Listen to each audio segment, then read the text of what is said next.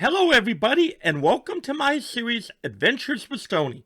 I started writing the books back in 2018, and my stories are based on adventures I've had with creatures, wild creatures in the past, or adventures that experiences friends of mine have had where they say, yeah, you could use that story.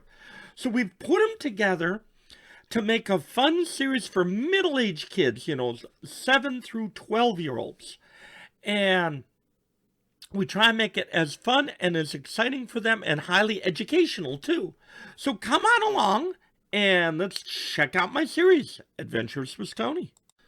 When I was a freshman in college, I went off to work in Yellowstone National Park at the Yellowstone National Park service stations. Just before I left, I found an active harrier nest.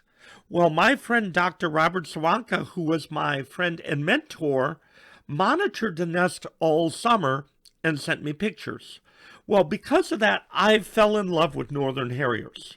So by the time I graduated college, I started reading the research done from this woman, Dr. Frances Hammerstrom. And she was the world's leading authority on northern harriers at the time. The Hammerstroms were graduate students of legendary Aldo Leopold. Leopold was the father of the North American conservation movement.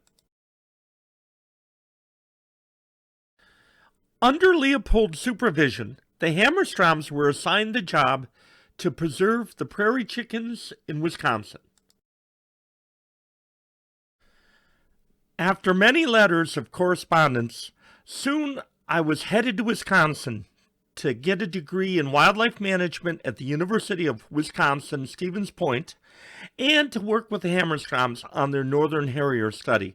I was super excited.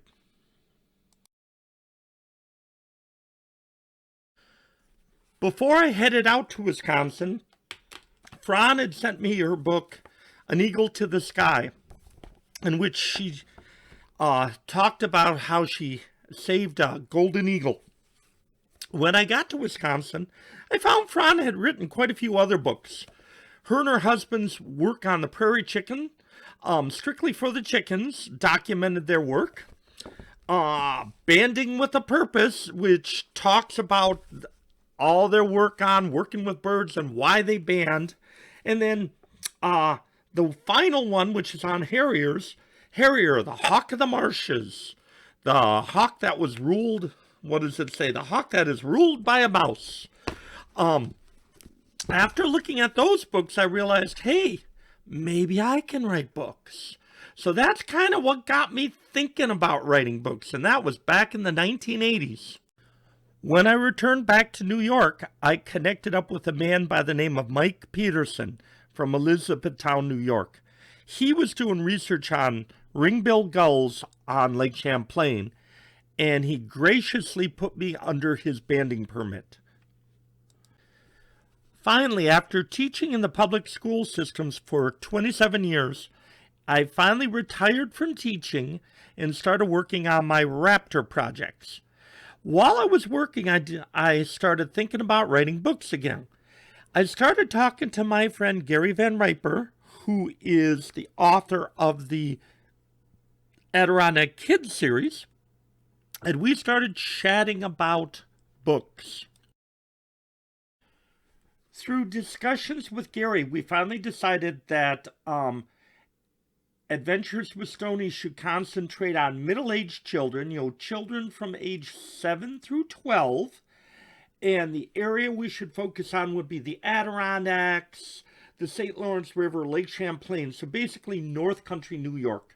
So that is how Adventures with Stony finally got off the board.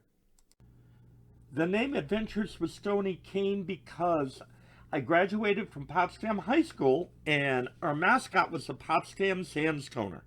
So that's why I picked Adventures with Stony, and the reason why we started with the Great Snowy Owl Caper was it's a great story, and it's a true story, about me being buried under the snow trying to catch a snowy owl at the Malone Airport.